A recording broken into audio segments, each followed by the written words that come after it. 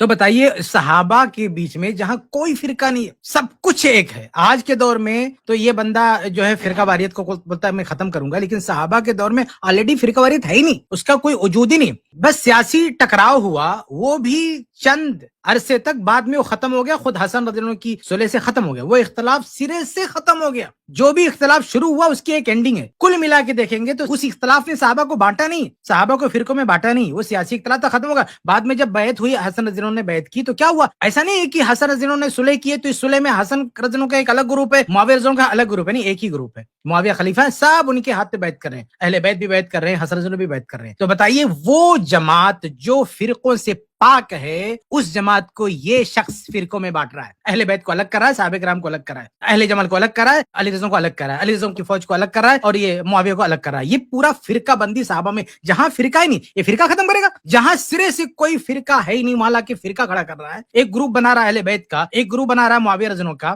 الگ الگ صحابہ کرام کے گروپ بندی کر رہا ہے، یہ ایسے تھے ایسے تھے. تو اس سے بڑا بدترین اور اس سے بڑا جو کہتے ہیں خائن، اور جو شیخ سرفار نے کہا، میں نے بھی کہا کہ وہ دلال ہے، اہل تشیع کا، رافضیوں کا ایک نمبر کا دلال ہے. یہ روافظ کا پروپیگنڈا ہے کہ فرقوں میں صحابہ کرام کو بانٹ دیں. اہل سنت کی یہاں صحابہ کرام میں کوئی فرقہ بندی نہیں ہے، کوئی تقسیم نہیں ہے. لیکن یہ اہل تشیع سب سے بدترین فرقہ اگر ہوئے زمین پہ کوئی ہے تو اہل تشیع کا، کیونکہ یہ وہاں سے فرقہ بندی کرتے جہاں فرقہ بندی دور دور تک نہیں ہے. یہ تو آج کے دیوبندی بریلوی، یہ سب تو آج کی فرقے نا. یہ وہ منحوس قوم ہے جو صحابہ کو بانٹ رہی ہے، جو صحابہ میں فرقہ بندی کی بات کر رہی ہے. یہ علی مرزا اس فرقے کو پرموٹ کر رہا ہے، اس فرقہ بندی کو پرموٹ کر رہا ہے. یہ فرقہ بندی ختم نہیں کر رہا ہے، یہ سب سے پرانی فرقہ بندی کو، جو ان کا صرف کلیم ہے، دعویٰ ہے، اس کو لانچ کر رہا ہے کہ صحابہ میں جو بٹوارا تھا، جو الگ الگ فرقے تھے، اس کو مانو. پوری طاقت اسی پہ جھونکی ہوئی ہے. اہل بیت کو الگ کرو، صحابہ کرام کو الگ کرو، صحابہ کرام کو آپس میں لڑاؤ تم. اور صاف بولتا نا ڈائلاگ ہے، اس دور میں ہوتے کس کے ساتھ دیتے؟ علی کے ساتھ رہتے، معاویہ کے ساتھ. یہ کیا ہے؟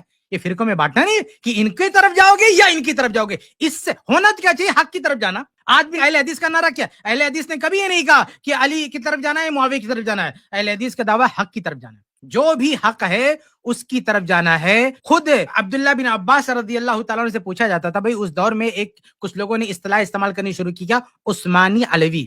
تو عبداللہ بن عباس رضی اللہ عنہ سے پوچھا گیا کہ کیا آپ علی کی ملت پہ ہیں؟ کہا نہیں، میں نہ علی کی ملت پہ ہوں نہ عثمان کی ملت پہ ہوں، میں انا علی ملت رسول اللہ، میں اللہ کے رسول کی ملت پر ہوں.